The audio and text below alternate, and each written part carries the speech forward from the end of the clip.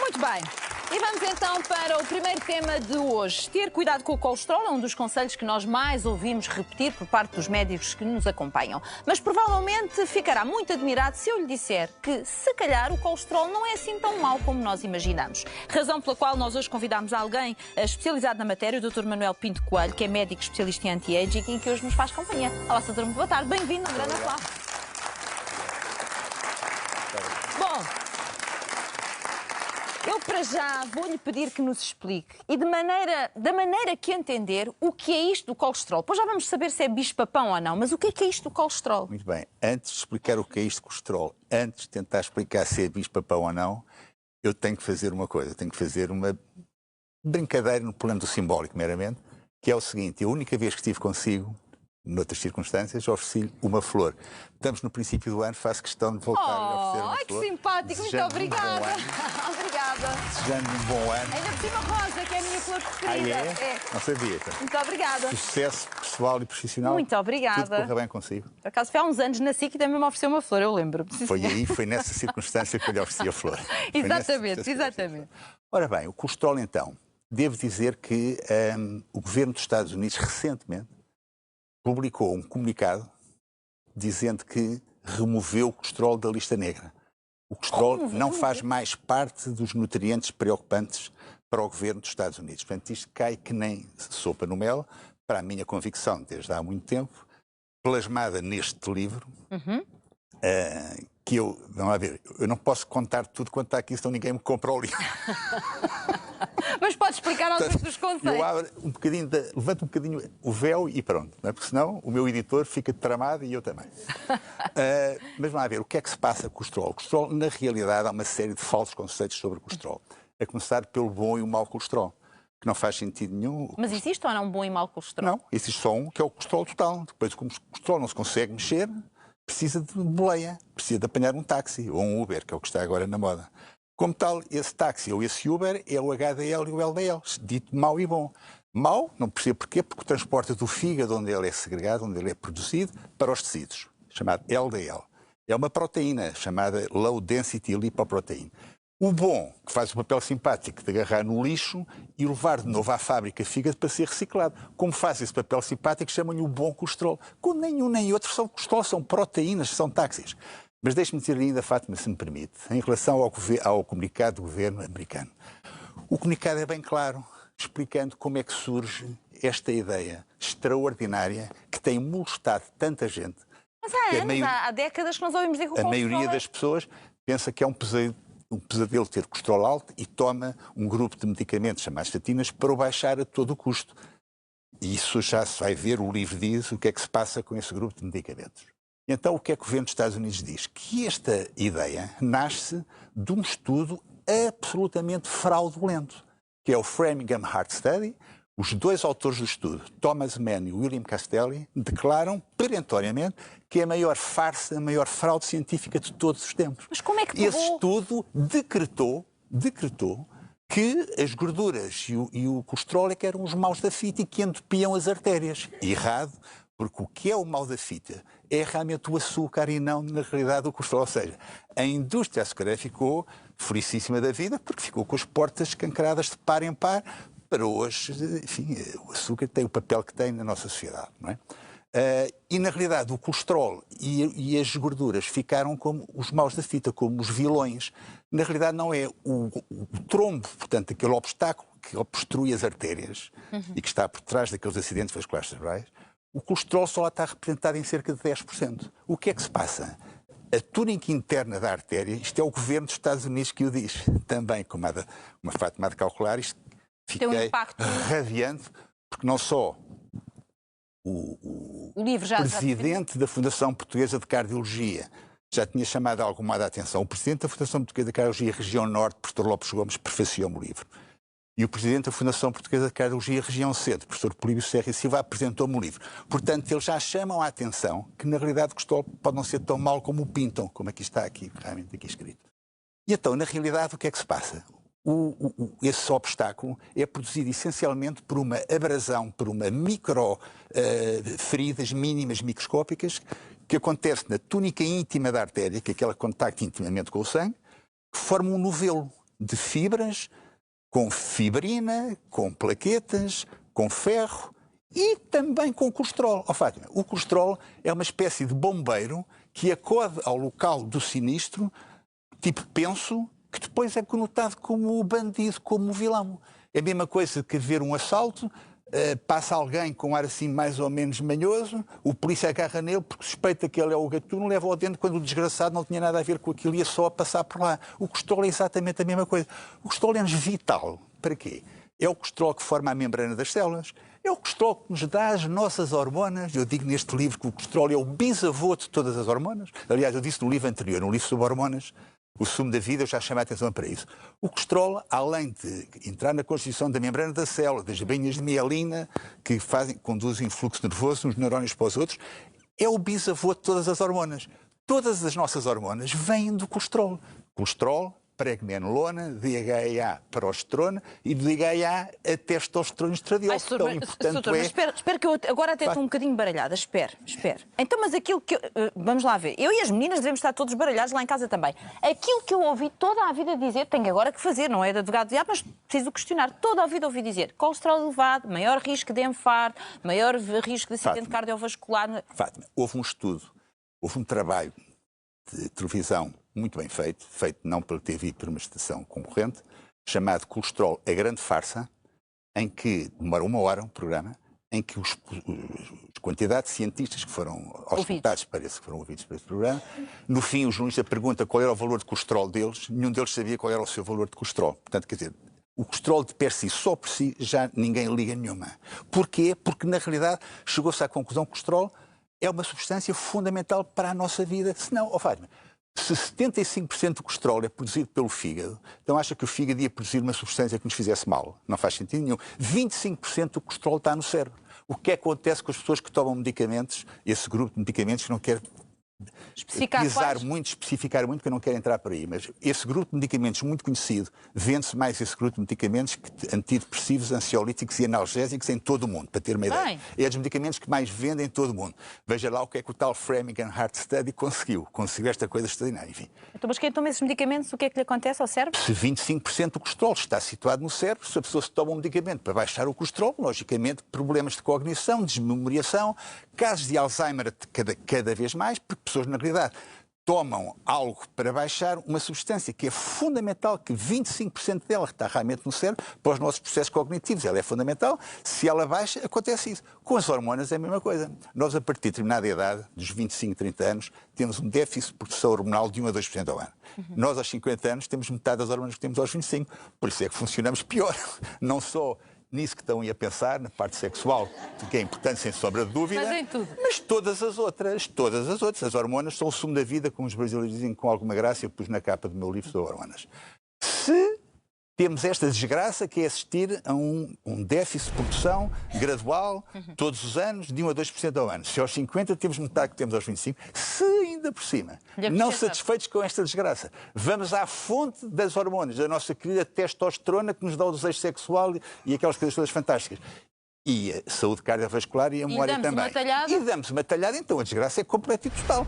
A quantidade de gente que toma esse grupo de medicamentos que tem a libido completamente em baixa, a Fátima nem passa pela cabeça. Eu passo por todos os dias na minha clínica. Recebe muitos pacientes. Mas então deixe-me agora colocar-lhe outra questão. Se nós temos uma alteração hormonal, há efeitos no nosso corpo, em todos os aspectos, não é? Todos os aspectos. Pronto, se temos uma alteração hormonal. E eu pergunto, e é indiferente ter o colesterol a 180 ou a 360, ou o que for? É indiferente? Ora bem, ótima pergunta. As duas contas que se fazem, o colesterol total, só a conta do colesterol total já ninguém liga nenhuma. As duas contas que se fazem, que eu falo no meu livro, é HDL, que é considerado idiotamente o bom colesterol. A dividir pelo colesterol total deve estar sempre acima de 24%. E os triglicéridos, a dividir pelo HDL, deve estar para baixo de 2. São as duas frações que contam. Isto para responder à sua pergunta. Se a pessoa tem colesterol total elevado, na ordem dos 280, mas tem um HDL de 80, está tranquilíssima, porque 80 a dividir por 280 dá para cima de 24%, e a pessoa está tranquila. Mesmo que estas, uma ou as duas frações estejam desequilibradas, não é tomando um grupo de medicamentos, como esse que eu me referi há pouco, que está carregado de efeitos secundários, daí a polémica tremenda que eu falo aqui no meu livro. O meu livro, atenção, eu chamo a atenção para isto. No meu livro, quem ler o livro e achar que faz sentido o que está no livro, nunca por si próprio deve tomar qualquer decisão de deixar de tomar, no caso de estar a tomar, esse medicamento sem consultar o médico assistente. Porque o médico assistente, melhor que ninguém, sabe a realidade do momento, não sou eu que... Mas o doutor sabe que amanhã muita gente que esteja a ouvir isto vai ser uma polémica. É questionar o seu médico e, ao Fátima, já agora deixa-me dizer, não é muito ajuizado a minha parte de ser isto, mas pronto, olha, já estou velho demais para mudar. É uma das razões que muitos dos meus colegas realmente não ficam com esse sorriso lindo quando ouvem falar de Manuel Pinto Coelho. É porque, na realidade, antes ninguém os questionava de coisa nenhuma, a pessoa passava a receita... E agora questiona. Então parece que há aí quem diga que não sei o quê. Isso é muito desagradável. Eu também achava uma chatice de todo o tamanho ter agora os meus doentes a fazerem perguntas atrás de mim, para as quais eu não estava à espera. Percebe? É um pouco isto. Porque, na realidade, é uma falsa questão. O colesterol é, na realidade, tudo aquilo que eu lhe disse. Além daquilo que eu lhe disse, constituir a membrana solar, as banhas de mielina... ser do colesterol, o bisavô de todas as hormonas, é ele que produz também ácidos biliares e ácidos gordos. O colesterol é fundamental. E por isso o governo dos Estados Unidos, em retirou então da lista negra. Tirou o colesterol da lista negra. Já não é mais um nutriente preocupante. E põe o dedo na ferida, que é o vilão. O açúcar. Porque não é a gordura que faz gordura, é o açúcar que faz gordura. Então, a boa gordura é-nos fundamental. A gordura do tempo do homem do Paleolítico, do tempo da Idade da Pedra, não havia açúcar, porque o açúcar aparece com a agricultura há 10 mil anos atrás. É verdade. Com a agricultura entra o açúcar, os cereais e os laticínios. Antes disso, não havia agricultura, não havia açúcar, não havia nada disso. O que é que o homem do Paleolítico fazia, que vivia mais ou menos o mesmo tempo que nós, e a medicina praticamente era inexistente naquela altura? A alimentação era essencialmente aqui, à custa de quê? De proteínas, de gorduras, das boas gorduras. Perguntar-me quais são as boas gorduras, eu tenho todo o gosto em dizer. É a boa carne e peixe. O peixe, essencialmente, sardinha, cavalo, anchovas e salmão. O salmão, quando é do Alasca, que é o salmão de aquário, é uma tanca completa, mas não é a mesma coisa. É o ovo, é o abacate, é o azeite, é os nozes e as amêndoas e é o coco, o fantástico coco. Tem as boas gorduras, que são as gorduras ricas em ômega 3, que são anti-inflamatórias e anticoagulantes. Estou feliz, é a minha alimentação. Então, por isso é que está essa brasa que está... Por isso é que está esse espetáculo que está... É porque realmente faz as coisas bem feitas, além do exercício que seguramente tem que fazer para ter esse corpinho, tem que fazer exercício. Mas, portanto, a realidade é esta. Não faz sentido. E realmente a ideia do livro nos chama a atenção de novo. Quem toma medicamentos para baixar o colesterol, nunca na vida os deve deixar de tomar de um dia para o outro. Deve fazer sempre, em conversa com o seu médico assistente, se optarem por essa saída, fazer um desmame do que está a fazer e perguntará, reparando aquilo que estava a dizer até, mas se ele tiver realmente mesmo aquelas duas equações estiverem alteradas e tiver que fazer alguma coisa, então pois muito bem. Então vamos baixar o colesterol, mas não à custa de moléculas que nos arradam completamente a vários níveis. Quais são essas situações? Essencialmente o regime. Já o Hipócrates dizia que o alimento é o nosso principal remédio. E qual é que é o regime que nos baixa o colesterol? Ora, eu vou de quando estou a dar consulta na minha clínica. Então, 100 gramas de abóbora menina, faz um mix, mistura sem água, um copo, 15 minutos antes do pequeno almoço. Um dente de alho, meio abacate ou dependendo do tamanho. Couve portuguesa, grão de bico, ervilhas e toranja. Um regime que inclua tudo isto quando estou a dizer baixo ao colesterol. Se ainda por cima juntarmos ômega 3, 2,5 gramas tomados ao pequeno almoço. Se for um ômega 3 bom, do crilóleo que vem do Alasca, melhor ainda. Curcumina, 500 miligramas, 1 grama, está a dizer que já conhece isto. Estou mesmo a ver que já conhece isto. Não, por acaso não conheço, estou-me a rir porque conheço as substâncias todas. Vitamina B3 e B5 e vitamina E, 400 unidades internacionais. O conjunto disto que eu lhe acabei de dizer baixa o colesterol e pode ter a certeza que a pessoa não fica carregado de efeitos secundários, que era o que acontecia se fosse pelo outro lado.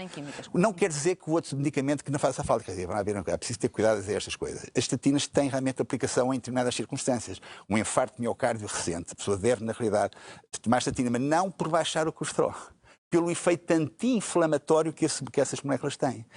A vantagem das estatinas é pelo seu efeito anti-inflamatório, não é por baixarem lá o desgraçado do colesterol que não tem realmente nada a ver. Deixa-me só reforçar para não... Porque eu gosto Agora, o problema é que as pessoas tomam durante a vida inteira. E muitos colegas meus ainda dizem que o doente tem que tomar aquele grupo de medicamentos a vida inteira, que é uma coisa que me faz a maior das confusões. Já vamos voltar ao ponto onde estávamos, tinha a ver com a alimentação, mas só para reforçar um ponto que há pouco o Sr. tocou e que eu acho que é muito importante, alertar os nossos espectadores que isto não é uma indicação para chegar e deixar de tomar a sua medicação por iniciativa própria e de um dia para o outro, acompanhado pelo seu médico. Perguntar ao médico assistente, exatamente. porque é o médico com assistente muito que cuidado. conhece o doente, não sou eu que não faço ideia nenhuma quem são as pessoas que estão a tomar esse tipo de... Fazem, aqueles que me consultam a mim e aos meus colegas lá da clínica. Pronto, agora, ter cuidado com isso.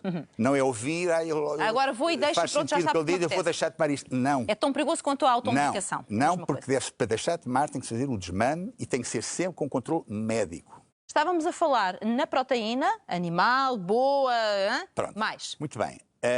A boa proteína, boa carne e um bom peixe, branca ou vermelha. Oh, Fátima, eu prefiro mil vezes mais uma carne vermelha. Se for ali uma carne mirandesa, barroçã, em que os animais só se alimentem de erva e que não estejam carregados de hormonas. Galinhas que vêm do aviário criadas em 3 meses. Uma galinha criada de aviário e peru cheio de hormonas e de antibióticos, branquinha, mas uma tanga de uma carne. Enquanto a vermelhinha, que na realidade pode não ser da boa branca, é fantástica para mim. Portanto, ter sempre atenção quem são os pais da criança. Interessa mais saber quem são os pais do que propriamente saber se aquilo E privilegiar o biológico, quando é biológico e orgânico, sério, que é mais caro, porque a pessoa tem mais ou menos a garantia que aquilo não está cheio de antibióticos e de hormonas e de água.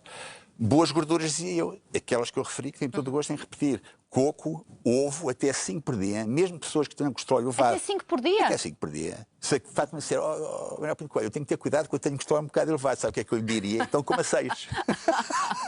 Porque na realidade não há estudo nenhum, nem do Taiwan, que diga que de facto que o ovo que aumenta o colesterol é ficção, não é sustentada na base científica nenhuma. Para lá ver, não só este livro, como o livro anterior das hormonas, eu tenho cuidado, porque sei que vou muito contra a corrente. E como tal tenho que ter cuidado. Tenho uma casa, não é? Eu não sou uma casa. Sim, mas por alguma razão, o doutor, em 2017 foi o autor mais lido, o autor de não ficção mais lido. Quer dizer, que é sinal que há muita gente que efetivamente tem vontade de perceber se é efetivamente assim. Dá muito prazer. Sei que foram mais de 100 mil pessoas a tomar contacto realmente com as coisas que lá estão. Dá-me prazer, porque na realidade estou a fazer aquilo que nos dá prazer fazer, que é ajudar o próximo. Claro. O dinheiro paga muita coisa, mas isto não paga. O gosto, a gente saber que está a ajudar aquele rapaz que eu falei ainda há bocadinho, que até fixei o nome, Nuno Gonçalves, que diz que modificou a sua alimentação e que tinha dores em todo lado. Eu já não tenho dores em lado nenhum, que até pensa mais clarinho. Eu sei porque eu tenho duas pessoas amigas que são acompanhadas por si e também fizeram o mesmo relato. Por isso é que... Aquilo que o Nuno Gonçalves diz é uma coisa que realmente que nada me regozija mais, quer dizer, e é isto que me anima, que me alimenta. Mas tenho que brincar consigo, deve haver muitos colegas que se enervam muito consigo. Não, há muitos colegas que não se enervam comigo, porque a maioria deles enervam comigo. É o contrário. Os colegas que não se enervam comigo é exceção, Fátima. É o contrário, desculpa. Há alguns médicos que não se enervam comigo. Tomaria eu que se fosse verdade que havia alguns médicos que se enervavam. A maior parte enerva-se. Porque na realidade é aquilo que eu disse, eu acho que é isto. Não me move qualquer animosidade contra eles, porque quando a coisa não ultrapassa os limites, quando a coisa ultrapassa determinados limites, e se vem para a praça pública dizer barbaridades, aí a coisa muda a figura e aí o assunto vai para quem de direito e... Antes de voltarmos ao açúcar, que eu não quero perder o fio à meada, falámos na carne, nos ovos, legumes, leguminosas, isso é importante? É ótimo, melhor que há. O regime paleolítico, aquilo que eu disse que as pessoas viviam mais ou menos o mesmo que vivem hoje sem medicina, carne, peixe, ovos, legumes, vegetais, fruta, nozes e amêndoas. As leguminosas são extraordinárias, mas ter cuidadinho com as leguminosas secas, feijão, grão, ervilhas, lentilhas e favas e lentilhas, porque essas 2 vezes por semana. Porquê? Porque tem amido. E aquilo que engorda mais é o amido e é a frutose. O amido está pão, batata, arroz, grão, feijão, ervilhas, lentilhas e favas, e a frutose está nas frutas mais ricas em frutose, com um índice glicémico mais elevado. Que são variadíssimas, enfim, são variadíssimas. Eu prefiro dizer quais aqueles que têm um índice glicémico mais baixo, são aqueles que melhor nos fazem a saúde. Que é os frutos vermelhos, morangos, framboesas, amoras, mirtilos, groselhas e romãs. Romã é o melhor fruto do mundo. Abacate e maçã, que tem 36 de índice glicémico só. Essas são as frutas que têm menos frutose, portanto têm um índice glicémico mais baixo, portanto dá-nos aquilo que a gente precisa, essencialmente fibra. Por isso é que eu não gosto tanto dos sumos, porque os sumos de fruta eliminam a fibra. E a fibra é fundamental não só para prevenir o cancro do cólon, para acelerar os processos digestivos e outros, como tal, a fruta é vital, mas se responder à sua pergunta, legumes tudo bem, mas essencialmente vegetais. Se nós comêssemos carne, peixe e ovos acompanhado com vegetais e deixássemos de lado o arroz, a batata, o pão e a massa, o arroz tem um índice glicémico mais elevado, tem 90 de índice glicémico, depois a batata tem 80. O açúcar branco só tem um índice glicémico de 75. batata, como disse, 80, batata doce só 50 e a massa 40, mas, portanto, se fizermos uma alimentação... A batata doce, não? A batata doce tem só 50, a batata normal tem 80, portanto, antes batata doce que a outra batata. Mas, portanto, se nós recuperamos, se fizéssemos uma alimentação paleolítica, carne, peixe e ovos, com o prato cheio de legumes e vegetais, pode ter a certeza que a pessoa acabava de almoçar ou jantar sem fome nenhuma e não estava a perder peso, tinha uma sensação de saúde completamente diferente, tendo em linha de conta que não precisa de fazer 3 refeições por dia. Eu digo e repito, ainda bem que a Fátima, pelos vistos, não me está a mandar calar e está-me a deixar falar, para dizer que 3 refeições por dia é um disparate completo e total. Mas não precisamos tanto? De maneira nenhuma, caramba. Então, mas os nossos genes são iguaizinhos aos genes que havia no tempo lá do Homem da Pedra. Então quantas vezes é que temos que comer por dia? Oh, Fátima, os nossos genes só se modificaram 1%. Desde o tempo da idade do Homem da Pedra até hoje, só houve 1% de modificação. E naquela altura, a pessoa passava fome. Desde quando é que a seta estava sempre lá no bicho? Desde quando é que havia hoje os supermercados que há aí para a gente poder ir lá e poder comer o que quiser? Doutor, mas desculpe. A pessoa está habituada. A fome, o jejum intermitente é uma medida cada vez mais, e vai cada vez que se a Fátima me convidar para ficar todos os dias, vai ver que daqui a uns meses cada vez está mais implantado o jejum intermitente. É uma peça fundamental. Isso eu já ouvi para tratar vários nutricionistas situações gravíssimas, incluindo o cancro. Cada vez o jejum tem realmente uma palavra mais importante. Porquê? Porque não comendo, não havendo proteínas e hidratos de carbono, o corpo tem que mobilizar a gordura que tem dentro de si, nestes pneus da vida, e que como fonte de energia. E a proteína e o hidrato de carbono como fonte de energia, 4 quilocalorias por grama. A gordura são 9 quilocalorias por grama. Por isso é que a pessoa que não come, faz jejum, tem que mobilizar a gordura, fica todo contente porque perde peso, sente-se mais ágil, pensa melhor, aquelas coisas todas fantásticas. E ainda por cima sente-se com mais energia, porque são 9 contra 4. Eu digo isto tudo no livro Buscar no Avelho Receitas. Porque, na realidade, são realidades que a pessoa tem que conhecer. Toda a vida ouvi dizer muitas refeições, pouco de cada vez.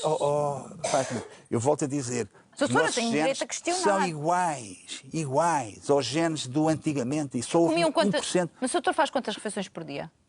1, 2, ao domingo tento não comer nada, é o dia de festa da minha mulher, não tem de se preocupar comigo, estou para lá ler ou escrever. Não ou olhar come nada? Não, 24 horas. Não comer nada, claro que janto. Se a pessoa jantar no sábado e depois jantar no domingo, está 24 horas de Ai, jejum. já estou a sentir isso. Eu estou a ouvir, já me está a dar uma fome. O almoço, janta sábado e janta domingo. Portanto, não está dia nenhum sem comer. Come todos os dias, só que salta ao pequeno almoço e o almoço. Passa a vida na casa de banho, porque bebe-se 3 litros de água, se for no caso disso. O centro da fome e o centro da sede estão muito perto um do outro. Muitas das vezes nós pensamos que temos fome, temos é sede. Porquê? Porque bebemos 2 copos de água e passa-nos a fome. Leitura, tínhamos era sede. Isto acontece imensas vezes. E a pessoa fica toda contente, levanta-se no dia seguinte com menos 2 quilos. Percebe? 1,5 kg, 2 quilos, quando está 24 horas sem comer. E depois há as outras formas de fazer jejum intermitente também, para não ser assim tão radical, que é o 16-8, comer uma janela de 8 horas, entre as 11 da manhã e as 7 da tarde, ou entre meio-dia e as 8, e não comer lá para cá. Depois o 12-12, comer 12 horas, não comer outras todas, para não comer entre as 8 da noite e as 8 da manhã, ou 9 da noite, 9 da manhã, fora. Espera, vá devagar, que eu também preciso de tempo. É mais só... Doutor, vá devagar. Fátima, não ouça nada do que eu estou a dizer, continua a fazer o que tem feito, porque está lindamente. Pronto, mas... Não mexa em nada, continua a ir por aí. Eu estou a dizer, as pessoas que não são Fátimas Lopes da vida é que têm que ouvir aquilo que eu estou a dizer. Bem, mas eu estou em choque também. A quarta forma de fazer jejum é o 5-2. 5 dias é paleo, carne, peixe, ovos, legumes, vegetais, fruta, nozes e amêndoas, portanto, os hidratos de carbono por batata, arroz e fora, out, e 2 dias a 500 calorias. 500 calorias o quê? É comer um ovo cozido, por hipótese, de 6 a 6 horas, e o ovo do almoço e o ovo de jantar, uma boa salada. 500 calorias só. A pessoa realmente fica elegante e sente-se lindamente. Bom, a verdade é que eu há pouco dizia, não estou a dizer isto para ser simpática. Eu tenho 2 amigas que estão a ser acompanhadas por si. Foi uma diferença tão grande na qualidade de vida delas, na saúde, na elegância e no tudo, que eu realmente, pronto. Saúde, nem estou a falar da questão estética, de saúde, efetivamente. Bem, agora tenho que meter consigo, vamos voltar ao açúcar, veja lá, doutor, porque eu a seguir vou falar dos doces do Algarve e do Alentejo. Mas há doces extraordinários. Com umas doceiras maravilhosas. Há doces extraordinários. Não prove enquanto cá estiver, só quando sair do estúdio é que Mas é que há adoçantes notáveis que dão um sabor como passa perfeitamente para açúcar e que não tem o índice glicémico do açúcar, não tem as calorias do açúcar. O stevia, por exemplo, ou a stevia, é um adoçante extraordinário. Há imensa gente que faz bolos com stevia, e são bem bons. E que são ótimos e não tem realmente o índice calórico, não tem o índice glicémico, que tem o açúcar e a pessoa pode ficar com esse físico fantástico. Então, mas quer dizer, o açúcar é que é o bicho-papão, o açúcar. Porque eu repito, em relação aos acidentes cardiovasculares, é o açúcar que provoca a erosão na túnica íntima das artérias, que é o tiro de partida para a aglomeração de fibrinas, de plaquetas, de ferro, de uma série de coisas e também colesterol, numa porcentagem... Que depois entopa ali, não é? Claro, mas o mal da fita, o que desencadeou o processo, não foi o colesterol, é o tal bombeiro que vai ao local de incêndio, mas é que há os bombeiros malucos que às vezes também fazem incêndios, também provocam incêndios. A maioria dos bombeiros não provocam incêndios, a maioria dos bombeiros ocorrem ao lugar de incêndio para ajudar a apagar o fogo. O colesterol ajuda a apagar o fogo. O colesterol é uma espécie de penso que vai ao local do acidente, leia-se, provocado pelo açúcar, tentar apagar o fogo. Isso é o que o colesterol faz. Mas deixe-me aqui acrescentar outra questão à pergunta. Quando falamos de açúcar, falamos apenas do açúcar como as pessoas o imaginam de colher ou falamos de outros tipos de açúcar que estão nos produtos industrializados? Ora bem. É porque há muito açúcar escondido. Ora bem. É isso, Fátima. Não é só o da colher. O açúcar escondido, o próprio sal refinado de mesa, tem açúcar. Ou seja, tudo tem açúcar. Para quê? Porque o açúcar não há nada mais aditivo que o açúcar. É completamente viciante. Há quem considere que é mais eficiente que a heroína. O açúcar é extremamente eficiente. Como tal, são técnicas, por isso é que se diz produtos processados não, produtos aldrabados não, tudo quanto é naturalzinho da Silva é muito melhor, porque na verdade não tem essas técnicas de meter açúcar para a pessoa ficar mais dependente desse tipo de produtos. Portanto, a alimentação deve ser, tanto quanto possível, natural. E por isso é que as lojas de produtos naturais, biológicos e orgânicos vendem mais caro do que os outros, porque na realidade porque aquilo realmente tem que custar mais, porque não tem esse tipo de situações que noutros locais tem. Muito bem. Dizer aqui aos nossos espectadores, este é o segundo livro, o primeiro também foi um livro que teve muito sucesso. É o quarto. É o quarto. Peço desculpa. Ao Chegar Novo a Velho, que saiu a dia 1 de dezembro de 2015, que é o tal que a Fátima, por amabilidade, referiu que era o livro mais vendido em Portugal em 2017, livro de não ficção. O livro mais vendido foi do Dan Brown, que é um livro de ficção. O segundo foi o meu, Chegar Novo a Velho. O terceiro foi outro. Pronto. Depois apareceu o segundo, Chegar Novo a Velho, Receitas, que foi feito em parceria com a Camila Valli, que é uma coach de nutrição integrativa, não só muito talentosa, como muito bonita, que já vai na 7ª edição também o Raio do Livro. Depois o terceiro é o Chegar Novo a Velho, Hormonas, o Sumo da Vida, que na realidade explica o que é que as hormonas podem fazer para a nossa saúde. E o quarto então é esse, Colesterol, Mitos e Realidade, que eu tive o grande prazer de ter a figura de um médico ilustríssimo, presidente da Fundação Portuguesa de Cardiologia Região Norte, o professor Lopes Gomes, a prefaciar, e o professor Políbio Serra e Silva, presidente da Fundação Portuguesa de Cardiologia Região Centro, a apresentar. Muito bem. Doutor, olha, depois da sua conversa, eu acho que até precisamos de uma pausazinha para refletir um bocadinho. Verdade, meninas? Eu acho que precisamos de refletir em muitas coisas. Quero, acima de tudo, agradecer a sua presença. Obrigada por nos ajudar a refletir e a pensar as coisas. Às vezes nós deixamos de fazer perguntas e acho que isso não é bom, nem é positivo para ninguém.